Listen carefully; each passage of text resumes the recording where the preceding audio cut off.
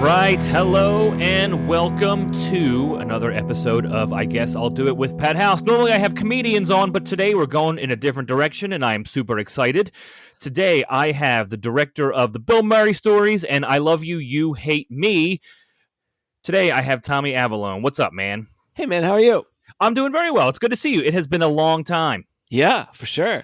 You are the first movie director I've had on here, and I'm truly excited because I normally talk to comics, and I've had a couple authors on, but this is a totally different direction for me, and I'm excited to chat and learn some new things about, I obviously love movies, but I know nothing about them. Well, I can't wait to disappoint. Oh, perfect. perfect. I always start off by talking about how I met my guest, and you and I, it's been a long time since we've seen each other, but we do go way back. I want to say 15, 16, 17 years maybe. Yeah. To the days of 94.1 WYSP, where you worked as, what was your position there? Oof. I don't even know. This podcast is off to a great start. No, I mean, so I started with the company doing promotion. So it was an extreme team. And then when Kid came to town, I was technically a phone screener, but I did more stuff. I was kind of like the Stuttering John in some sense. I would get into trouble. And then when he left, I was a digital coordinator, which just meant I did video for radio. So okay. Yep, yeah. I remember you working at the radio station. I was a somewhat regular guest on the Kid Chris show when he was in town. I was terrible at radio then. Probably still am now. I still feel uncomfortable doing radio. Stand-up, no problem. Radio, feel weird. But back then, I don't even know if I could drink yet. I was maybe 19, 20, or 21. And I was a horrible radio guest. They actually had running jokes about how bad I was because I wouldn't say anything. Yeah. I didn't know what to say. I felt a little intimidated. I felt awkward. I was funny in the comedy clubs, but I didn't feel comfortable or funny in a radio station setting with people I didn't really know per se. You know what I mean? No, absolutely. I mean, I'm trying to think of the time frame. That had to been early 2000s, right? Mid. It had to, because I started stand up in 04, so this had to be 06, 07. Wow. Okay.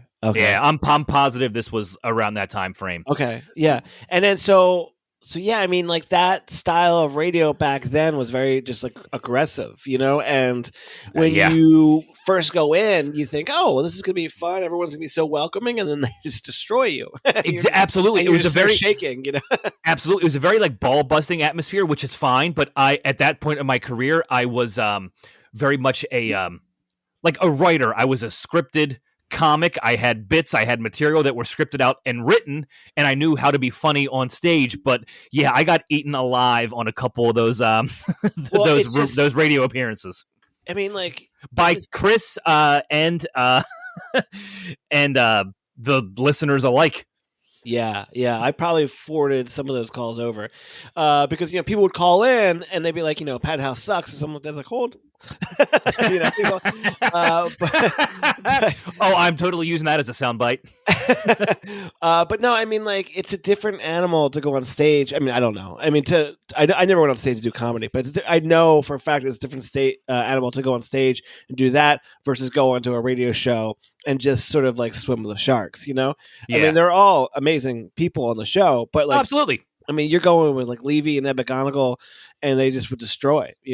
Yeah, they were very, very good at that. And I was also brand new to stand-up, so I didn't even know what I was doing on stage at the time. So let alone, I was an open micer who was doing radio spots. I didn't know what the hell I was doing. How did you even roll with that crew? How? Kid Chris saw me at a Tuesday open mic at Helium on a really good night, and then he literally reached out the next day or that week. I just had a really good set on a Tuesday. Him and Thomas would come to the open mic pretty frequently back then, and that's where they found me, Ed McGonigal, and Chris McDevitt. Nice. Yeah. Weird to think of. It's like a lifetime ago. It is. I mean, yeah. If you're saying later 2000s, I mean, it's at least 15 years then. Yeah, that's probably exactly when it was. And I was going through some old photos recently and dug up some photos from that time. It's just wild. Yeah. I mean, well, Jesus, I don't know how much I want to go into this, but like it was funny. It was funny to me because like I would do video for them a lot, Mm-hmm. and I remember there was this one bit they did that was, I guess, inappropriate, That would be and most of them. yeah, and then but Bob Saget was there, and I was filming it, and he looked at me filming. He goes, "What do you think you're doing? I can't be on this camera. I can't be filmed with doing this." And I thought that was so funny because, like, at that, I'm like early 20s, thinking, "Oh, why can't you be filmed doing these sort of bits?" And like, obviously now Oh, it's a different world. I'm like, "Of course, why? He was so smart." Like, yeah, don't film Bob Saget around these inappropriate bits. oh, that's really funny. What a great guy. Rest in peace. Oh yeah, totally. He was cool because he came into when we were at Fifth and Market, and he used to work in that studio. Like he used to work at Mike Douglas and all that sort of stuff. Yep. He's from the Philadelphia area, so it was really cool saying, "Oh, it's like I used to do this. I used to." So it was really neat to see him sort of like reminisce in this sort of spot. Oh, that's really cool. Yeah, he was a genuinely good dude too. I only met him once, but a bunch of my friends were regular openers for him, and they, had nothing great to say. And honestly, Nothing great to say. the nothing bad to say. I was getting ahead of myself with thoughts here. Like last year sucked for losing comics, man. Yeah, I mean, Gilbert. I used to run into Gilbert all the time in New York. Like we worked with him a couple different times, and every time I would run into him, I'd have to remind him who I was, which was my favorite bit to do. Like I shouldn't use it. Wasn't even a bit. Like he legit could not remember who I was, but would still take my free lunch. Yeah, he was an odd guy too. I mean, I'm not love talking Gilbert. shit on Gilbert, No. but he was an odd dude. But I've had that with so many comedians too over the years, where it's like, hey, Pat House from Philly, like, oh yeah, it's like we've met 86 times, Yeah, but like you still have to say your name.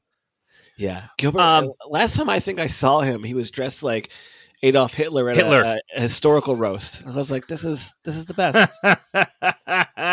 Yeah, man, we really did lose some. Not even great comedians. We lost some legends last year. Yeah, that really. I mean, Scott Hall, NWO, big. Yeah, all right, so I want to get into your career, man. Your latest movie is on Peacock. It's the I Love You, You Hate Me Barney documentary, or 2-part series. Yeah. So let's go back to your beginnings here. As a comic, I started doing open mics and I started hosting at clubs and yada, yada, yada. How did you get to where you are today? Take me to the beginning when you were young and interested in film. Yeah, I mean, me and my friends had a camera and like a wrestling buddy, and we would just like film ourselves beating up this wrestling buddy. Like I was a big wrestling fan, and it was just like dopey videos, and we just did that for a while. And then we saw Mad TV, like that first like 2 seasons of Mad TV was really funny. And so we started like redoing like those sort of skits and like, just redoing that sort of stuff. And then we just kept filming and filming and filming. And then eventually we made a couple movies that we would play at the local theater, like the local movie theater. And that sounds like a big jump there. That's it. We made a couple movies. It doesn't sound that simple.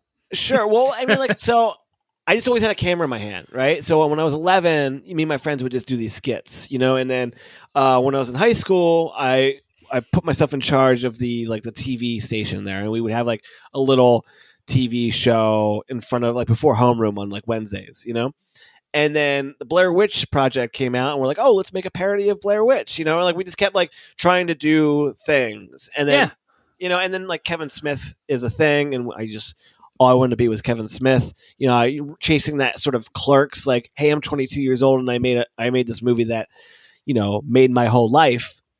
So that's what we were doing. Me and my friends, like at that time, we were like probably 18 years old. We started filming these movies, and I worked at the Cinemark 16 by me, and we would just play them like around Decembers, when all the kids were back from college and stuff like that. Uh-huh. So we would play these movies and, kept trying to do that sort of stuff. And then when I was 20 years old, I ran for mayor of my town. I'm a huge Andy Kaufman fan. Uh-huh. So I was like, oh, this would be a fun. I was student council president in my high school, so I thought, oh well, running a campaign is funny, like you could. I had like what I call Tommy's Angels. I had like my friends dressed like bodyguards all the time. It was like a bit, and like I would give milk and cookies out to the press, like Andy Kaufman would have. Yeah. So we just kept doing these bits, and then we just thought it was funny. And then actually, when I ran for mayor, YS94 Point One YSP had me on like this loud and local thing, and that's how I met like Spike and Tommy Conwell, and that's how I kind of got into that circuit by just being an idiot. That's how we all end up here, really. Have you read the Huey Williams story? No. Oh, it's Andy Kaufman's book. It's a weird one. Oh, geez, I feel like I have all the Andy Kaufman books. Yeah, it's a weird one. I read it years ago, about 10 years ago. And he wrote it? Yeah. Yeah, I won't give away any spoilers. It's an interesting one. I'll leave it at that. Okay. Yeah, there's I'm excited. We're gonna eventually do something on Andy Kaufman soon. But like, very cool. I've always been an Andy Kaufman fan. So, all right, for me as a comic, it is one of the coolest things in the world to like work alongside my heroes. I grew up worshiping Dave Attell. I've opened for him many times, and that's awesome. I've had that happen with numerous people. It's really is wild to just when you get to become essentially co-workers with your heroes in a certain way. So how did you link up with Bill Murray? Because that is fucking out of this world cool. Yeah, so I never really worked with him, right? Mm-hmm. So the Blue Meanie, who you know. Oh yeah, Brian Heffron. Great guy. He used to tell me these stories of like Bill Murray, putting the first time I ever heard of Bill Murray stories because Blue Meanie told me it. It was like the Bill Murray put his hands over someone's eyes at a urinal and turned around and said, "No one will ever believe you." Yes, and I thought that was a super interesting story. And I heard some other ones where he did the dishes and like dishes at the house party, the infamous French fry story. Yeah. So I had already finished I Am Santa Claus at this time, a documentary I did with Mick Foley. And I wanted to do a documentary about Bill Murray stories, thinking like it could be very much like a Bigfoot. Like Bill Murray is not the Bigfoot, but the stories are this Bigfoot. So you can make this sort of Bigfoot documentary in that way. And we luckily got his 1-800 number, which is very difficult to get. And we kept calling it, and never to like get him in the movie, because if you're doing a Bigfoot documentary, you don't want to interview Bigfoot at the end and be like, "So what's with the woods?" It's like it just ruins the magic. But we were able to talk. He owns a minor league baseball team in South Carolina, and they told us like at the opening night he'll be there. So we just drove to South Carolina knowing that he would be there, and that's where we sort of open and start our movie. It's like I didn't want this to be like My Date with Drew. If you ever saw that, where it's like the character's like trying to get a date with Drew. Will he do it? Like the very beginning of the movie is a picture with me and Bill Murray, and it's like so you can just rip that Band-Aid off. It's not like will Tommy meet Bill Murray, because that wasn't our movie, Mm-hmm. But I got to be around him like 2 or 3 times, and it was always very intimidating. He's another one who has no idea who I am. But his brother, Joel, super great guy. Okay. I was always a big Brian Doyle Murray fan. Nice. And Bill always said that Brian was the funniest one in the family. He started it all, like he did. If it wasn't for him, like none of those guys probably would have got into show business. He was an early writer on SNL, and my favorite. he was Noah Vanderhoff. Uh-huh. Yep. That's really cool, man. The documentaries are all fantastic, and I just watched the I Love You, You Hate Me one just 2 weeks ago. Another fantastic What'd you job. Think? I thought it was fantastic.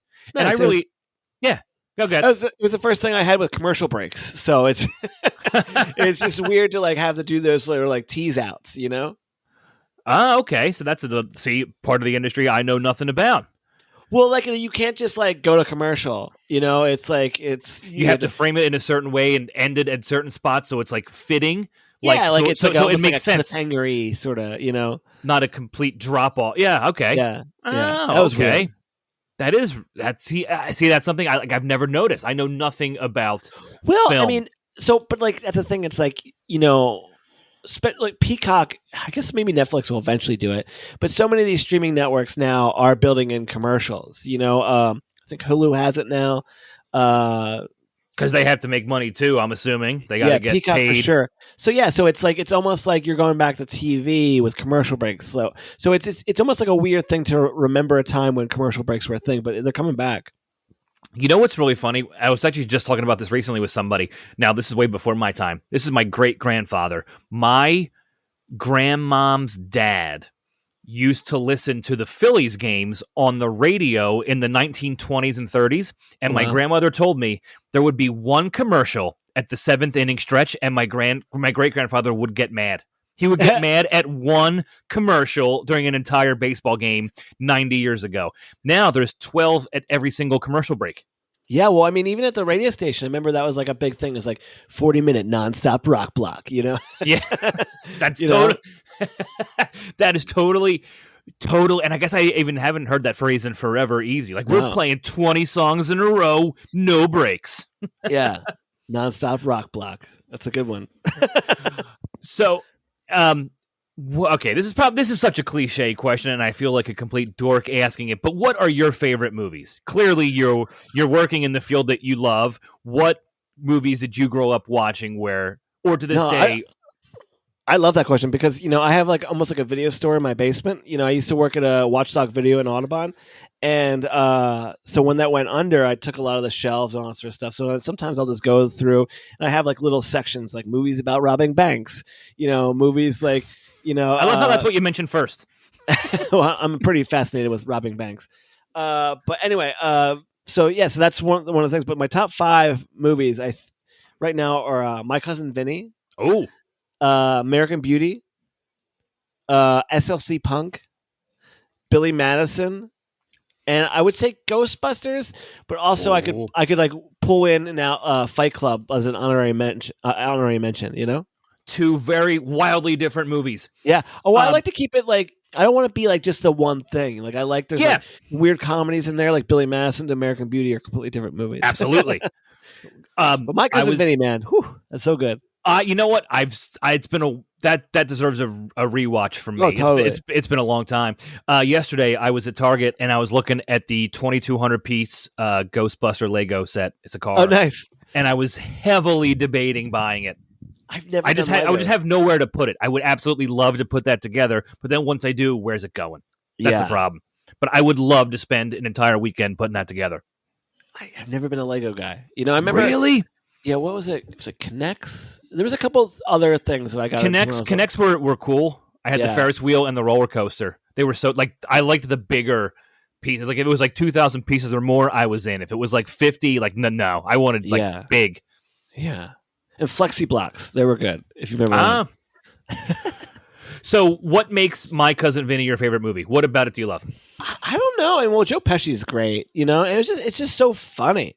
There's like so many good like scenes, and I don't know. I just something about it I got into. Like I just rewatched SLC Punk, and that's one of my top 5s too. And that was like it's one of those things like being like a young kid watching that movie and just loving punk music like that. I just love that. Yeah, there's just so many good lines, so many good characters, and acting was great. Yeah, I don't have a reason really. I guess okay, but I just for whatever reason those were always my top 5. For you, what makes a great movie? What does a movie have to be great? I don't know. It's like some of my favorite movies right now are A24 movies. Like they're just like the best that are out there right now. Because I don't watch like Marvel movies or Star Wars movies. Like neither do I. For if there's like a big explosion, for the most part, I'm not watching it. Unless I totally agree with that, and I agree with that as well. I fucking love Batman. Michael Keaton. Who's your favorite Batman? Ooh.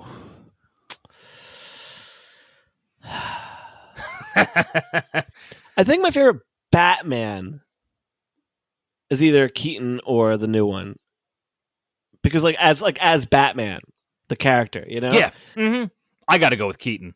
Yeah. I mean, because that's what you and I are relatively the same age. That's exactly who we grew up with. But Christian Bale's the best Bruce Wayne. Okay, all right, I would agree with that. Yeah, you know what? Here, hold on. Let me pull this up real quick. Yeah. I as soon as I watched the Batman, I tried. I'm such a nerd, but I was like, I want to put an order of what my favorite Batman movies were. Let's see here. So you have an official ranking. I do. Here we go. Okay, so my favorite Batman movie is Dark Knight, and then I would say The Batman, and then I would say Batman '89 with Keaton. Batman Begins, Batman Returns, Dark Knight Rises, Batman 66, Batman Forever, Batman and Robin. That's my. I don't think I remember 66. Well, the 66, the Adam West one. Oh, that one. Oh, yeah. Okay, I thought you meant like a actual Batman movie. I was like, how did that get by me? Oh, yeah. No. Yeah. Adam West. I mean, Mayor Adam West, Family Guy. I love that. I love that what they turned that into. I met him once at like a convention, Adam West, and I wanted to get my picture with him. And he's like, "Just turn around, Tommy, and I'll jump right in the picture." And it was weird. He's like, he's like, there's these rocks that were holding down the 8x10s. He's like, see that rock? It's straight from the Batcave. It was like the weirdest thing. He was so bizarre and weird. Really? Isn't it weird when you meet your heroes and then shit is a little strange? Oh yeah, yeah. It's you go ahead. No, you tell your. No, I was just saying, like, I remember, like, I had this, like, obsession with Avallone for, like, the longest time, and I finally got to meet him, like, a year before he died, and I was just happy. I was like, because I found his, like, address, and I would send him letters, and I was like, Abe, I sent you letters before. I used to call him on his birthday, and I was like, I sent you letters. He's like, you sent me letters? And, like, it was like he's super old, and that was kind of his thing for a while. Like, there was a website that's, like, avagodaisstillalive.com or whatever. How old was he when he's dead now, right? Oh, he's dead, yeah, for sure. Okay, that's what I thought. He was one of the older ones, wasn't he? He was just always known for being old. Like, even like when he's one of those guys that was old forever. Yes. Yeah, like Conan, like, just made that a funny bit. Like, when he was on late night, having Avagoda come on all the time was so funny. All right. I'm going to go back to my lack of film knowledge. What exactly is the role of a director in a movie or a documentary? Well, a documentary, like, for me, it's weird because, so I've done 4 documentaries. I did I Am Santa Claus with Mick Foley. Yep. The Bill Murray stories. Waldo on Weed, Whoopi Goldberg was our executive producer for that one, and then I Love You, You Hate Me.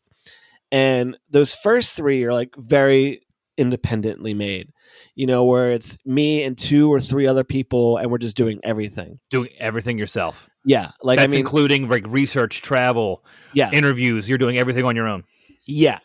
Like Santa, like I'm writing the questions. Sometimes I'm even filming. I'm editing. So those movies outside of like 2 or 3 other people are just that's me, whereas like this Barney doc was super interesting to me because I worked with Scout Productions who do Queer Eye and Legendary, and it's Peacock, and there's a lot of cooks in the kitchen, and everyone is this wanting it to be good, and everyone has like strong opinions. So in that, like, I just try to hold on as long as I could. It's like I'd be the one asking all the questions. I came up with a lot of the ideas. Like at the very end, like Steve Burns is talking, and that's like all sort of like the way I wanted it to go. But yeah, I mean, it's asking questions. It's for me, it's coming up with the idea. It's setting the tone, and then trying to. It's weird where I go like, I'm a director, but I'm an editor. And Barney, I didn't edit, so that was like a weird thing for me to kind of like give up some of that responsibility, Mm-hmm. Yeah, it's weird to delegate stuff too. Like if you're like, I'm so used to doing everything as a comic. Yeah. Like when I put people do like stuff for social media or whatever, it's weird to not be totally at the helm when you're used to being in that position for so long. Like for the first 3 movies, if you asked me what a director did, I would say everything. Mm-hmm. And I would talk to other documentary friends. I was like, well, if you're not editing the movie, like, what do you feel like your job is as a director?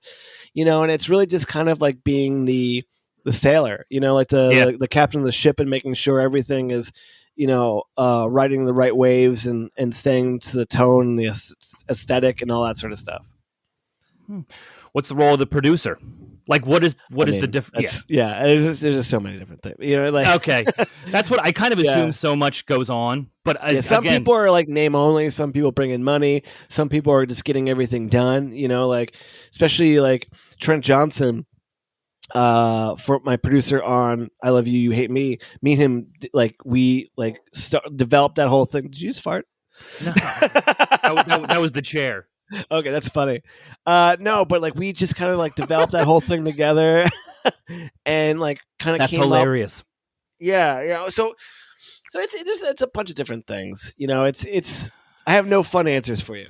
Okay, because every time I like watch something, whether it's a TV or a movie or whatever, it says director, producer. I am legitimately like, I really don't know what those jobs entail.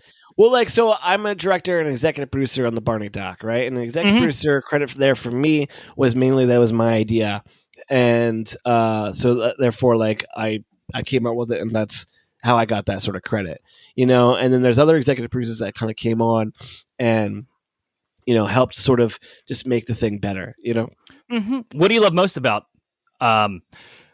movies, and what is your favorite position to hold? Does that make sense? Yeah. I mean, what's your yeah? Like, I don't know, man. Like, I really love doing the independent stuff, and Barney was my first and only sort of I don't know, say playing inside the system gig, and I feel like as I continue, I'd like to kind of like bounce back and forth to those because there's certainly things about a bigger budgeted project where this is great. I could just kind of focus on directing and talking to these people and asking questions and getting all the stuff I want. And I don't have to worry about the travel. I don't have to worry about the booking of locations. I don't have to worry about any of these sort of things. But, you lose a little bit of control there, Whereas independent stuff, I'm doing everything, but I have all the control in the world. So it's like, it's really interesting to kind of go back and forth to those two worlds. And I think that's ideally like what I like to do is like kind of just do one that's indie, do one that's not, and then kind of go back and forth. Oh, very cool. One thing I love about your Instagram is I love all the homes you visited. Oh, nice. Yeah, that's the new one. Where it's called The House From. Yep. And yeah, we've been able to go to... Is that your Instagram account? Is that... Oh, no. Yeah, I mean the new movie we're doing is called The House From. Okay. And it's all about like going, like checking out these famous houses and talking to the homeowners.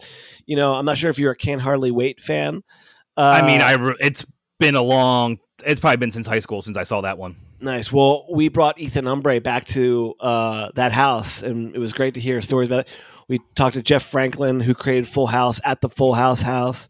I've been to that one. I've been to that one in San Fran. I've peed inside of it. Ooh. How was it? It was great, But no, it's just cool to like see what some of the inside of these houses really look like and hear some of the stories. Like, the lady who owns the Walter White house, like she hates all the fans and she just stays out there and yells at people because they used to throw pizzas on her roof. Yep. Because of Walter White. So I remember hearing those stories. Yeah. Yeah. So it's fun. Like, I started doing it as like, I'm a New Jersey guy, so I would always go to like Quick Stop and like all these sort of like Jersey things, or even go to New York and see the Ghostbusters firehouse and all that stuff. But like when I moved, I lived in California for a couple of years, and it was great to like walk down and see the Wonder Years house. It's just really, really cool. Like, when I worked in Philly, I'd walk by like the Liberty Bell or Ben Franklin's grave, and I couldn't care less about that history. But I'm like, oh wait, that's the Nightmare on Elm Street house. That's fantastic. I can totally relate to that, and you also get desensitized too when you live in a certain area. Like, sure. So it's your neighborhood. It's very, Liberty Bell, Ben Franklin's grave, Independence Hall. Yeah, it's right down the street. It's cool. But I never liked that. Like there's no like ever being sensitized at all. So is that the current project you're working on now? Yeah, I'm finishing it up right now. We just got back last week from the Christmas Story house in Ohio, Cleveland. I've been there as well. Yeah, I just saw you talking about how Cleveland's getting a Wawa and they don't deserve it. Oh, yeah. Ohio, Indiana, and Kentucky are all getting Wawas around the corner. Funny. The Christmas Story house is so fun. I remember I went there, I don't know, 8 or 9 years ago. Okay. It was in March. The place was packed. Yeah. It's in the ghetto. It's in like a rough neighborhood. But I remember just laughing the entire time I was there because everybody's in a good mood and everybody's just like, this is so ridiculous that we're here. And it was so fun. And everybody's like taking pictures. I remember just everybody laughing and being in a good mood because it was just like kind of ridiculous. Yeah, well, but it's so cool. I mean, a lot of people, I don't want to say took from the Christmas Story house, but like that is by far the biggest business that has a famous house. Like the Twilight House is an Airbnb, Short Circuit's an Airbnb. What else is there? The Silence of the Lambs house is an Airbnb. Where's that one? Where's Silence? It's like an hour outside of Pittsburgh. It's in PA. Oh, did not know that. Yeah, maybe 6 hours from here. But like it's, but Christmas Story house, dude bought the Christmas Story house to have like walkthroughs, and you could stay there. And the house next door, you could stay there. And then he bought another house. He the turned Bumpuses? Into, yeah. And he bought another house where he turned into a gift shop, and the other house turned into a museum. So he's like, it's a crazy business. It's absolutely wild. Like, just to be like, what do you do for a living? Oh, I own the Christmas Story house and museum across the street. And the dude got into it. He started making his own leg lamps. Like he just started making money doing leg lamps, and that's how. And he saw the Christmas Story house was for sale on eBay, and he bought it. It's probably the most marketable part of that movie. Oh yeah, for sure. I mean, more than the Red Ryder BB gun or anything like that. It's got to be the leg lamp. Yeah. I mean, there's magnets. There's actual leg lamps of all sizes. I bought a shot glass leg lamp when I was there. I definitely bought a couple like keychains for people. It's just like gag gifts. Yeah. How many homes have you been to for this project? At least 20. Wow. I've been to the Full House house. I spoke to the old owners of the Golden Girls. Friday, Pee Wee Herman's Big Adventure. Oh, where's Pee Wee's? A lot of these houses are in South Pasadena, California, and that's a good one. Let's see, Can't Hardly Wait, the Schroed House from Halloween, Old School, Silence of the Lambs, Uncle Buck, Roseanne, Trains, Planes, and Automobiles, The Old Owners of Home Alone, Sixth Sense, Twilight, Short Circuit, Goonies, Jesse's Mansion from Breaking Bad, Outsiders, and Christmas Story. Wow. Yeah. And we filmed the Family Matters house because like that was a house. Is that in Chicago? Yeah, but they knocked it down. Fucking motherfuckers. Yeah, and then so there's this like 3-story like super nice spot, but they have this little plaque on the bottom that just says Family Matters. Huh. Yeah. That's such a really cool idea because like when I was in San Francisco for work, I seeked out the Full House house, and so many of these shows are in or the homes are in monumental, movies and show series. So that's such a really cool idea for a documentary. And Miss Doubtfire, that was another one we did. Oh, is that also San Fran? Yeah. And it's what made me think of it. I talked to the old owners there, and they lived in the house when Robin Williams died, and that house became like a memorial. Like they just like it was like tons and tons of flowers on this person's house. He has to clean it up at the end. Oh wow, yeah, because that's where Robin Williams lived. In San Fran. In San Fran, yeah. Yeah, well, right. But like, he never lived in the Miss Doubtfire house, though. No. So how many people were in on this project with you? It's just a small amount, I mean, like, I shouldn't say that. Like, it is a weird, piece together thing. We kind of did it in different spots because I did some of it when I lived in California before Barney, and my friend Charlie, and my friend Chris were filming out there with me in LA. And then when I moved back here, we did a lot of the Chicago stuff with my camera guy I've used for all the other movies, Derek. So it's just like a big. Adam F. Goldberg is our executive producer. So it's a lot of like just like things that's like pieced together through time. There was like we did probably 13 houses before Barney. I paused it, did the Barney project, finished that, and then started like finishing it out. And it will be out sometime middle of next year, and we're just going to release it ourselves. Oh, cool! That was going to be my next question: is when can we see it? So next year. Like, I have like the doublewindsorfilms.com. It's not like your best website or anything like that, but it has like all the movies that we've done, kind of all collective in one page. So so this is the project you're currently working on. Yeah. Does this consume all of your time, or are you already looking towards what you're going to do next? Yeah, I mean that's the thing. It's like you kind of have to be like finishing one and developing another at the same time. Mm-hmm. You know, Is that an industry standard, or just how you're how you operate personally? I don't know. I wouldn't. I feel weird to say it's industry standard, but like I've talked to a lot of people who've made that have this be their job, and that's kind of how it has to be. You know, it's Mm-hmm. like it's almost like going on a job interview every year. You know, because like you're pitching these projects and all that sort of stuff. Yeah, so I'm finishing up the houses, and we're already developing like 2 different docks and pitching another one. So The grind never stops. it's nonstop for sure. It's a hustle. It absolutely is. I mean, I always bring things back to stand up, but I mean, it's the exact same thing in my field as well. There's, there's something I have shows I'm looking forward to in February for something special, but then I'm already looking at something I got to do in the summer. And I even have something 11 months from now, next November, that I have to keep in the back of my mind. Yeah. So it's like, it never stops. But that's also part of the fun, too. There's always something to look forward to or something to work on. I mean, so like especially with the houses thing, maybe a little bit of Barney too. I mean, all my projects feel like I'm like a musician on tour. You know, like Bill Murray. I was in like Scotland, London, Chicago, Austin, all these different spots. Like when you're doing stand up, is that like some of your favorite spots? It's just kind of drop in these cities and just be like a tourist, but like being paid to do it too. Yeah. A lot of cities like take like Portland, Oregon, Raleigh, North Carolina, and like Buffalo, for example. I go to them every year, and I have been for 10, 12 years now. So like Portland's a lot of fun. Beautiful area. Yeah. I love the Pacific Northwest in general, but like it's funny when when it's your 10th time in Buffalo, you've kind of seen it all. You know what I mean? So I'm going to be in Buffalo in January. So I'm already going in knowing that it's going to be a hotel weekend. It's going to be cold as shit. Yeah. I've already seen Niagara Falls. I've seen them in the winter. So it's, that's going to be a relaxing lay low weekend. But yeah, I love going to new places, even if it's like Des Moines, Iowa. It's like, cool. It's a city to check out for 2 days. Like I just went to Albuquerque and Tulsa, and I'd never been to any of those areas before.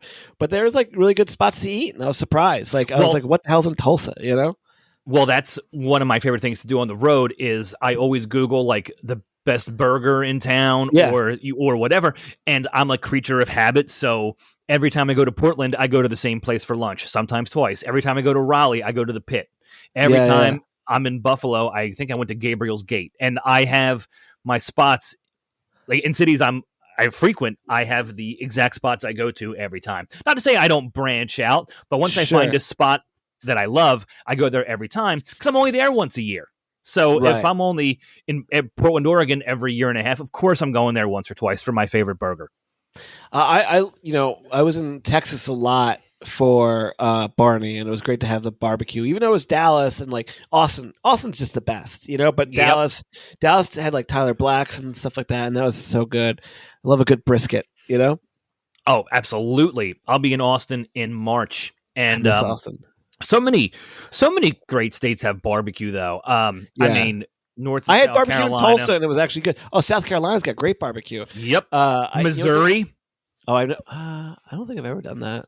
It's so fun. I've been to Missouri a lot too, and I'm actually going in January and February, I'm going to Missouri 2 weeks apart, which is very odd, but that's what my schedule allows. But yeah, there's this movie, Charlie Kaufman. He wrote it. I'm not sure if he directed it. It's like called like Amalisa. Did you ever see that? It's like no. It's like a stop motion movie. What does that mean? Like claymation, like not claymation, okay. but it's like stop motion. So it's like figures, and they just click and move and all that sort of stuff. But it was all about like this guy staying in a hotel and all that sort of stuff. It was good, It's like I think the hotel life is interesting. It can get lonely and all that stuff, but like it's also I don't know, it's cool.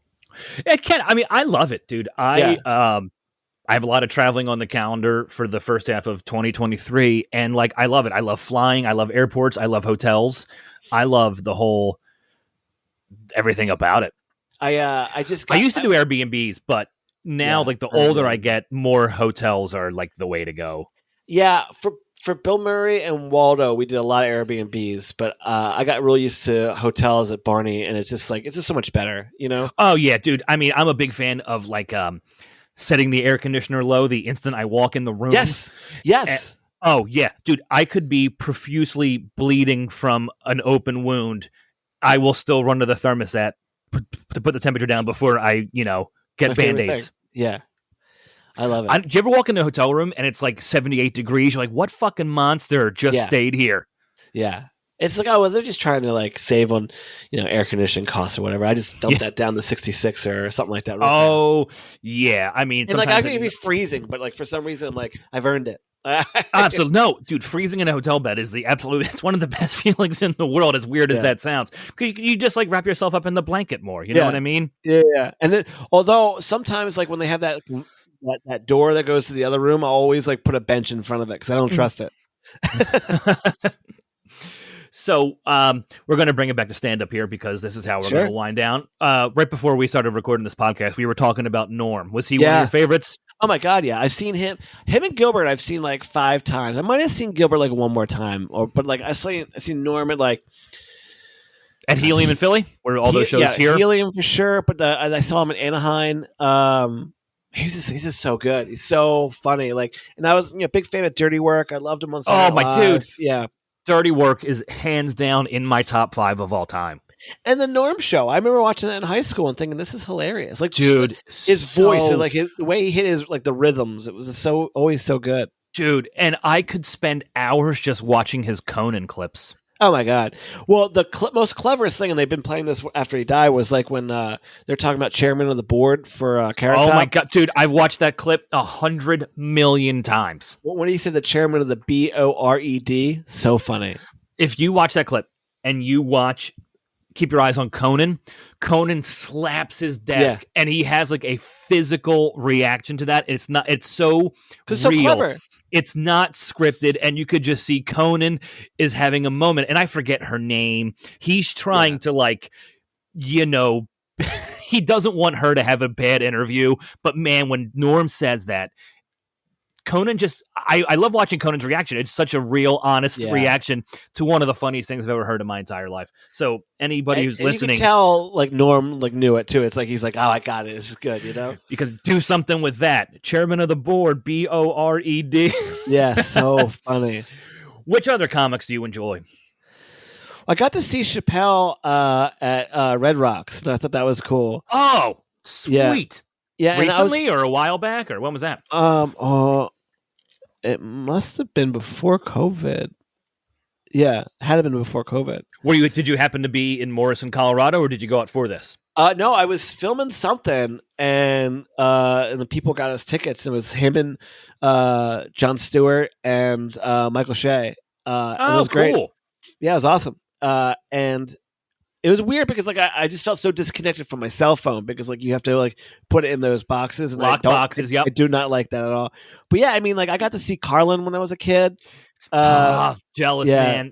I've had a lot of comics on that knew him personally, and we've talked Carlin on here, but he's one I never got the chance to see.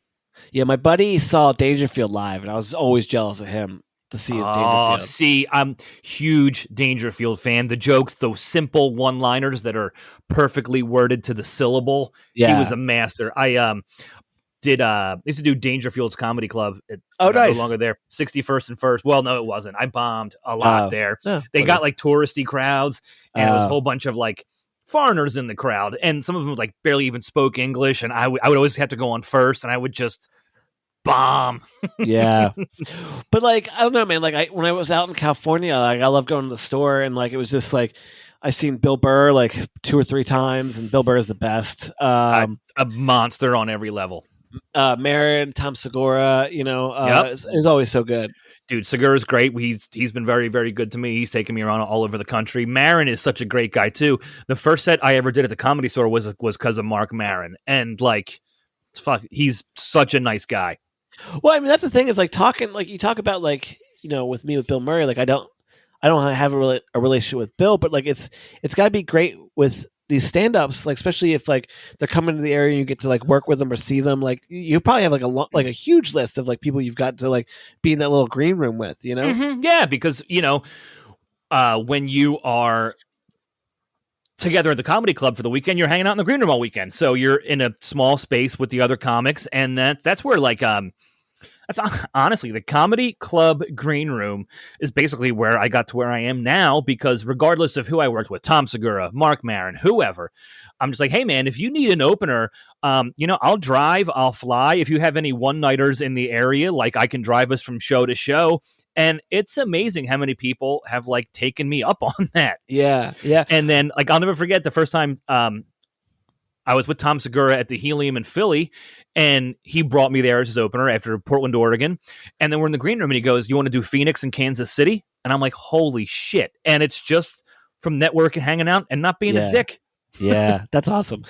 But like, what was I gonna say? Like, and it's I always love like the scenes, like when you talk about Bill Murray, like how like him and like Ramis or like Belushi Aykroyd all kind of came up together, or like I'm a big fan of Pete Holmes, and I love how like him and his whole crew kind of came together. Like with you, like your Philly crew, like how's it been connected with, like, I'm assuming like Pat Barker or like Doogie Horner, like like what was it like being like that Philly scene and kind of coming up together? Dude, it's still like some of the best memories of my life. We would all do the Helium open mic on Tuesday and then hang at the Bards a block over. That's where all the comics would hang. And I haven't seen Doogie in a while, but Pat Barker and I still talk regularly. He's still one of my very good friends. He's not doing as much stand-up, but he writes for TV shows and for award shows. So he's got his own thing going. And it's so fun. They're still all very good friends, and it was like a magical time because you're all brand new to stand up. You're all trying to figure it out, but you're all in it together as like a tight crew, and we still are. Now, as in, like, when you guys started off, like, did a lot of people drop off, or is it still like still pretty good? People have dropped off. Some came back. Some people, I guess it's just life. Everybody goes their separate ways and figures shit out, and I shouldn't even say figure shit out. Just goes their separate ways and takes you in different directions. But some people dropped off, but there's still a handful of people that I have known for 18 years doing stand-up that are still very, very good friends. Nice. It's cool. Is McGonigal still doing it? Yeah. Nice. Yeah, I haven't seen him in a while either. Definitely. I haven't seen him since before COVID, but he's definitely still around. Ed was such a great joke writer, man. He probably still is. But every week at the Helium open mic, he would have a new 5 minutes. Like every single week. It was topical. It was about the news. And I was like, that's awesome that he's just constantly working on new stuff. Nice. That's cool. Man, we're going to wind down here. Give us your socials. Where can people find you? It's just my name, Tommy, TOMMY AVALLONE, the number 3. I'm on Instagram is my favorite. I do the Twitter thing, but I hate Twitter, and I think Facebook's similar. But I love Instagram. I like goofy photos. Dude, I love your account because I love seeing all the projects you're doing, and I really have been digging all the photos of the home. So I'm looking forward to that project next year. I'm going to the Who's the Boss house tomorrow. So where's that one? White Plains. Okay, Tony Danza. Yeah, if only I could win a blue van and park around in front. Oh, is he? Great. He is. Oh, that's awesome. He is. I think I've told the story on the podcast before, but I was opening for Maniscalco on Long Island, and I had a horrible show, and I was bombing. I was just bombing. And then there was a guy in the crowd who was enjoying my set, like visibly. I could see somebody laughing, and I'm like, that guy looks like Tony Danza, and it was. And he came in my dressing room after the show and was basically like, fuck these people. That was really funny. This crowd was horrible. And I was feeling really down about myself. And then I got a pep talk from Tony Danza. That's so funny. It was awesome. I love bombing. Like, I used to be in a comedy rap group, and this one guy, we were playing in Atlantic City, and we had this one song, and this guy was booing us the whole time during the song. So we played the song 4 more times in a row. Like, if you didn't like it the first time, here's 4 more times. 2 through 5. Yeah, we just hit it again, All right, man. Dude, thank you so much for being here. It was great to catch up, and I loved hearing about your projects. I'm looking forward to the next one. Thanks for hanging out and chatting with me for a little while. Yeah, I hope I was interesting. I hope I didn't sound too sick. No, that's totally fine with me. All right, Tommy, thank you for being here, man. Thank you very much. Thanks, man. Appreciate it. You got it.